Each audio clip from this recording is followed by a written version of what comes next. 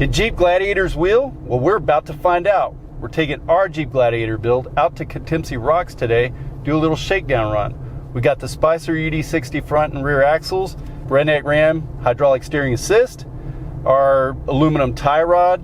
We got some Adams drive shafts on here, and the Evo 6.5-inch coilovers in the front, 6.5-inch coils with shock in the rear. All right, so stay tuned as we put her through the paces.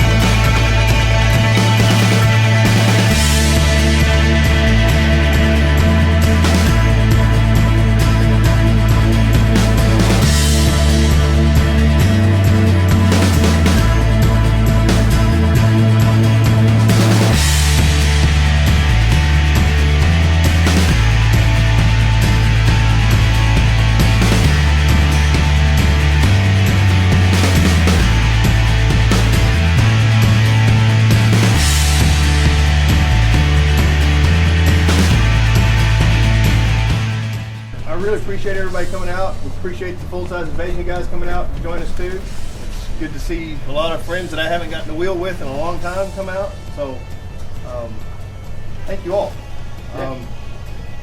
Don't be bashful. Everybody get together, group up, because we can't all go in one group. The great thing about this place is we're all just one big family. So get with somebody and hook up.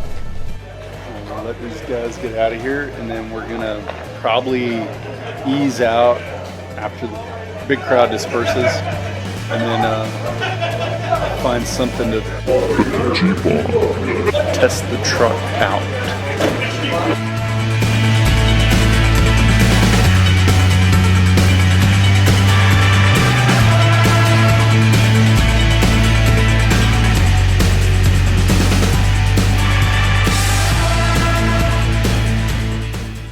It is 9:43.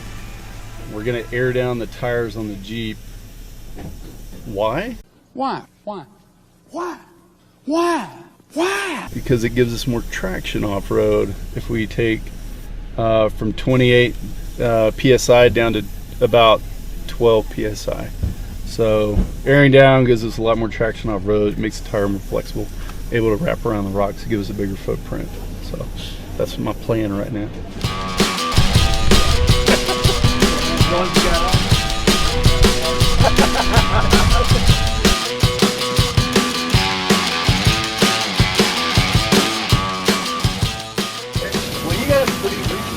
This is way bigger than you. Holy crap. I don't even know. Yeah, it's huge. So I left my ear down tool at home. Pat, being the super nice guy he is, let me borrow his. So right now I'm just driving, easing around to where we can kind of find a spot where we'll be kind of on our own, I guess. I don't want to be holding up traffic on a trail as we kind of wheel this thing for the first time. And it's really the first time it's going to be put to the test.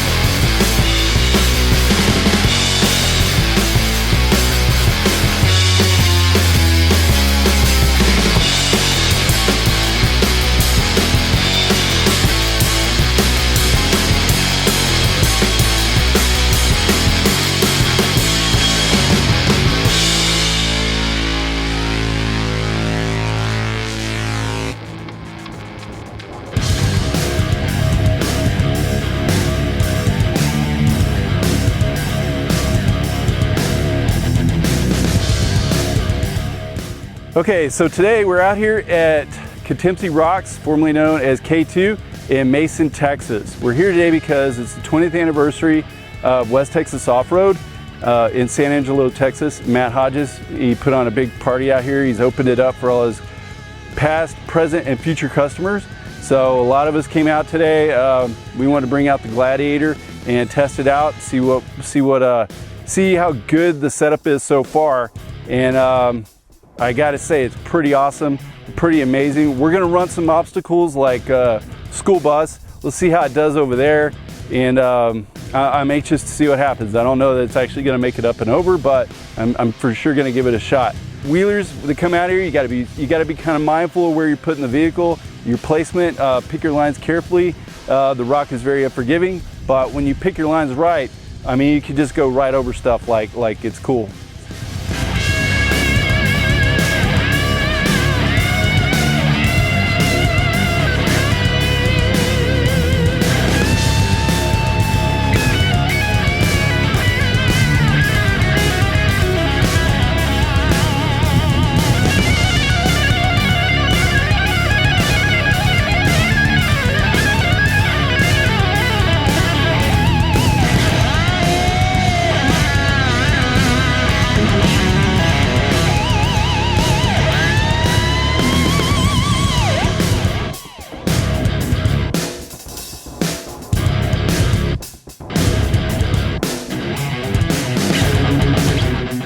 This is an obstacle known as school bus. You can see just how sharp of a face you have on this rock.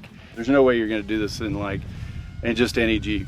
The rock itself is super abrasive. I mean, you can see here, we've been over it many, many times. It's starting to get a little smooth right there, but it doesn't take much, a little bit of weather, and you're gonna have fresh rock like this again, where it's super abrasive. But anyways, we brought the Gladiator up to it, and I was like, man, I don't know if it's gonna get over this. We looked at it, we studied it, we got a decent line, went for it, and it went right over like nothing. I mean, I was super surprised. We went a little slow because we didn't want to get in a position where we couldn't back off the rock if we needed to.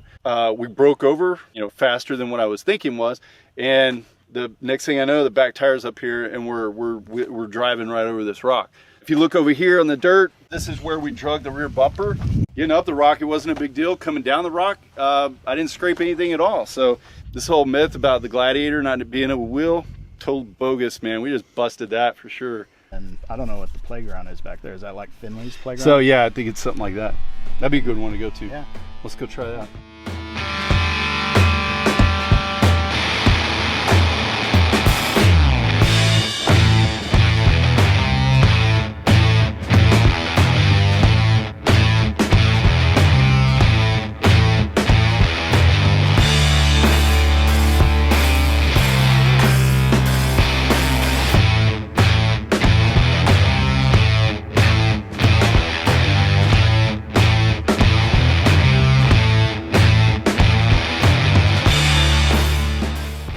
So, Pat's Jeep is smoking a lot. You get on a high incline with it, it starts smoking a lot. It's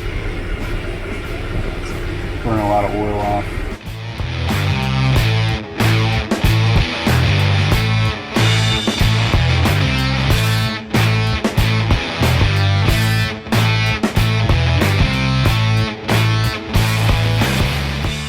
Breaking news, you guys. All right, so we just got done driving off the top of Smoking Butthole.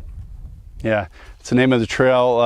Tried to go up the obstacle this way and got kind of sketchy for Pat. So we took the truck up to the top as an anchor point for his winch. And then we started coming down. Somehow, I don't know how, but we ended up in that crack with the driver front wheel here. As a result, broken U-joint. It looks like both pieces are actually damaged. The wheel stub shaft here, the ears for the U-joint are bent out, and the axle shaft here, inner axle shaft, is actually broken quite a bit.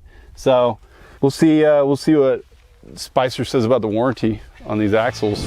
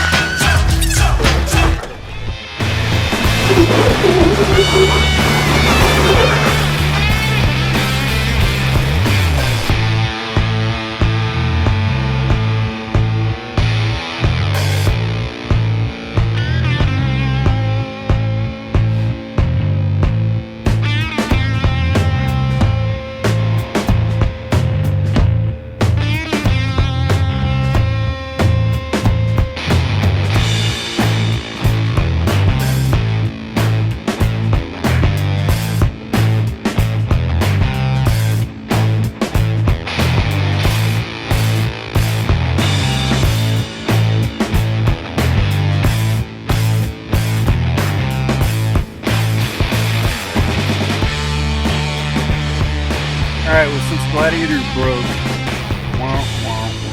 we are spectating and riding along with other people in our group, which can be a lot more fun, actually, for me, because I get to spot them through and get them in some situations that they otherwise wouldn't have the confidence to do.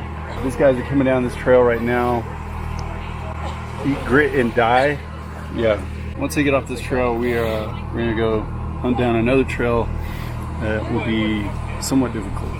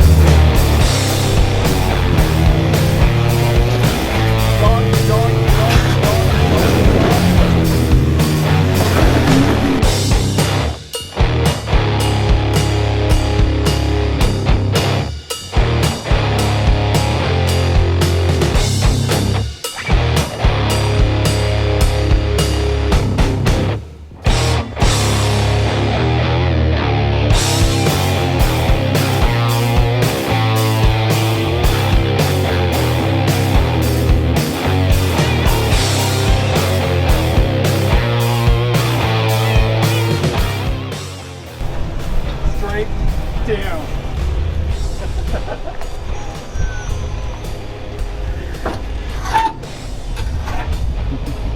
Y'all don't want to go? Lamborghini Lane? I'm following you. Am I good? Yeah, you're good. Oh, yeah. We're going with Yeah, sure, man. spotter. Am I good? Yeah, no problem. So we wrapped up the day. We just aired up all the tires on the truck. So what did we learn today? Well, we learned that our sway bar links on the truck weren't long enough. We actually had one come loose, come apart, and disconnect on the rear sway bar. We got it back together. We found all the parts, screwed it back on a while ago.